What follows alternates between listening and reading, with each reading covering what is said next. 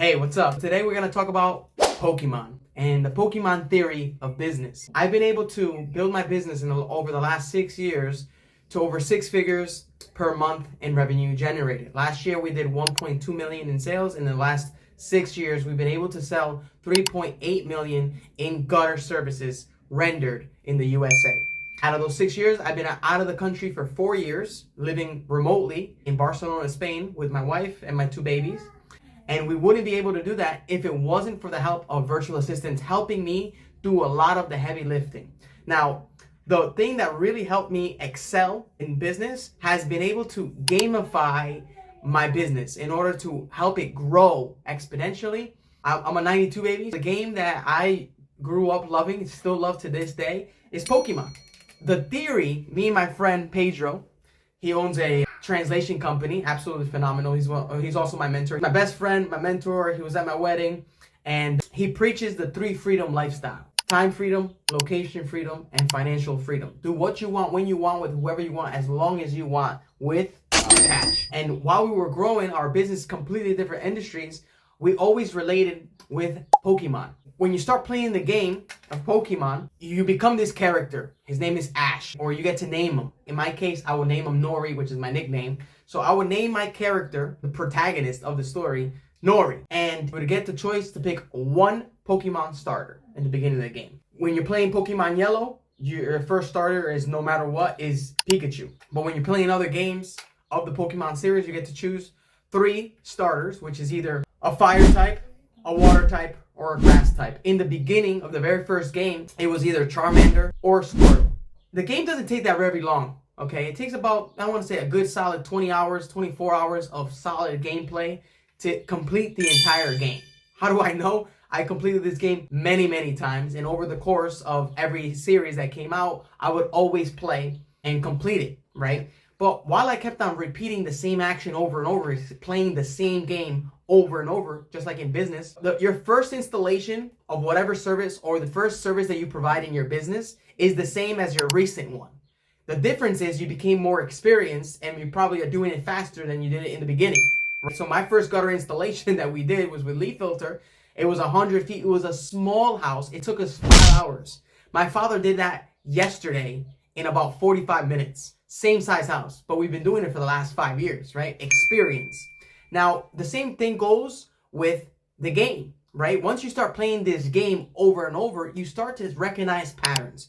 And that's what I started to notice in business. There's many patterns that are recognizable. One of the main patterns that I think a lot of us lack or we need to grow more is our skill of being able to focus until we see success. Focus stands for follow one course until successful. In the game, you get to choose a Pokemon, okay? Once you start with your Pokemon, I always started with Squirtle. You got this Squirtle, right? You got this little turtle, level 5, not a big deal. But then you start playing the game, you go into the grass and you start to battle, okay? You start to battle wild Pokemon. And while you battle this wild Pokemon and you beat them, you gain experience. The Pokemon gains experience. And the more experience it gains, the higher the level of it starts to grow, right? Eventually, it starts to evolve. The first lesson that I learned in this Pokemon theory of business was when you have one Pokemon and you create and continue to have experiences going through the battles and going through the tribulations and the trials, you get better and better. Same concept applies in business. How many times as a contractor have you been burned by other contractors? How many times have you got burned by other customers? You did the work, they gave you a deposit, and they didn't finish paying, right? You learn and you get better. Now, when you start business or when you get a new customer, now you have these SOPs in place. You've created these SOPs. They are standard operating procedures. You know when you get a new contractor, you become a new subcontractor, for example, if I'm going to work with a B2B customer, I need 50% deposit for the job to get scheduled. 50% at least covers the material and a little bit of the labor. Then the other 50% is due upon completion, okay? I have a very strict policy that I need a credit card on file, and when the job gets done, we charge automatically. Now, with the people that I built relationships with, we've done well over 30,000, 45,000. Then I completely eliminate the credit card policy and I let them pay me in a net 15 at 30 because I built a relationship. But for new contractors, I have no idea who they are. Why would I give them the same flexibility or freedom that the people who have given me business over the last 3 to 4 years with my first experience with them, right? But that's what I'm saying. I compared me battling in the Pokemon world to me battling these contractors for money, right? I don't want to keep getting burned. So you level up. Okay, so that's the first lesson that I learned is the more experiences you gain, the better you become, the more leveling up you do, right? I'll give you another example. I was able to complete a big project recently, about 34 units, and it was my first 34 unit build, okay? I never had that experience, and I completely dropped the ball. I lost probably $30,000 in materials that I did not calculate, but because it was my first big one, right? Now, for the next time I battle this Pokemon, right? I know what it takes in order to beat them for me to gain more experience. Now, I didn't lose, thank God. So that was number one. The more experience you gain, the more you level up. Once you start leveling up, you start to evolve, right? So here's the cool concept, right? So I still use this metaphorically. I started with Squirtle, right? But Squirtle in my business back in 2020, the business name was Mr. Gutta LLC. Have all the specials right here. Simple card, single story homes, $80 to $200, $95 to $225 for second story, 15% off. Don't risk a fall, give us a call. This Squirtle was my first attempt of building my gutter business, Mr. Gutta. What happened here? I gained experience and then I evolved.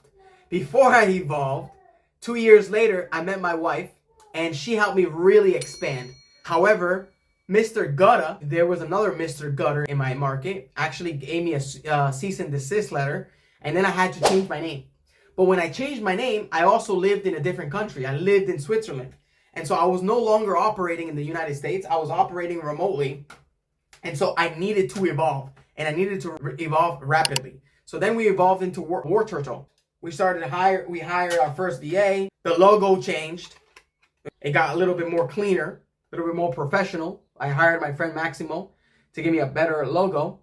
And so now we're Mr. Gutter. Now we're killing it. We're crushing it. We got a really good website. We're absolutely, doing our reputation marketing. We started to really pump out more and more deals using Google. This is real life. So once War Turtle grew, we got that cease and desist. We were very recognizable. We had over 200 5-star reviews on Google. We then changed the name. We changed it to Rosales Gutters. We evolved to Blastoise. That's the highest level that you can evolve this one Pokemon. But then, this is where the second theory of the Pokemon business came. The Pokemon League at the end of the game is, I believe it's 5 trainers, 4 of them who are the Pokemon Elite, hard Pokemon trainers that have 6 Pokemon each that are going to battle against you. And then the final one is your rival that you start the game with, right? Who went on the same journey with you. And so I played the game so many times that I noticed a pattern, right? When I would go to the Pokemon League and faced all these Pokemon trainers, I had 6 Pokemon. And my strongest Pokemon always ended up being my first Pokemon, my Blastoise. Now he's a level, 60, 65. Because I also trained the other Pokemon, right? The other 5 to hit certain levels, at least to get to the maximum evolution stage and to be at least minimum level 55, 60. But that's when I noticed something. That's when one of my friends told me, he's like, look, if you go into the marketplace with multiple businesses at all different levels, you're most likely are not gonna have a nice breeze through the Pokemon League and win and become a champion. It's easier for you to focus on one business, get it to the maximum level that you can possibly get at, which is, in this case, in the Pokemon world, is a level 100. That level 100 is relative to your business. It can be $100,000 a month, $200,000 a month. The level of satisfaction for you, right? Because I can be making $50,000 a month and be content, but then I know somebody else that's making $50,000 a month and he's stressing, right? It's just relative. And so when I started to gamify my business, I noticed, why don't I just focus really hard on one business until I get to where I want to be. And so that's exactly what I did.